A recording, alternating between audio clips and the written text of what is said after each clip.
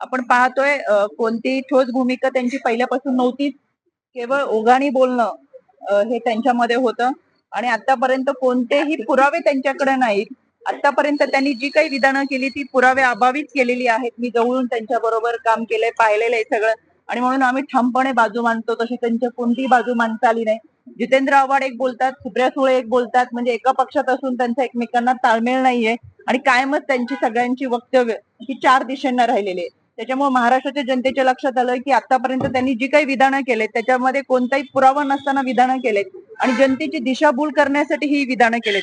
सुरुवातीचाच किस्सा म्हणजे ज्यावेळेस त्यांचा पराजय झाला त्यावेळेस त्यांनी तो पराजय खिलाडू वृत्तीने मान्य करायला पाहिजे होता, पण तो मान्य न करता आपल्या बरोबर जे उरले सुरले कार्यकर्ते आणि पदाधिकारी आहेत त्यांना आपल्या बरोबर ठेवण्यासाठी तो आरोप त्यांनी पराजयाचा ईव्हीएम वर लावला आणि आता ईव्हीएमच्या संदर्भात कोणतेच पुरावे नव्हते. आपण पाहिलं अधिवेशन पार पडलं, या अधिवेशनामध्ये चकार शब्दाने कोणी बोललं नाही कारण की त्यांच्याकडे पुरावे नव्हते.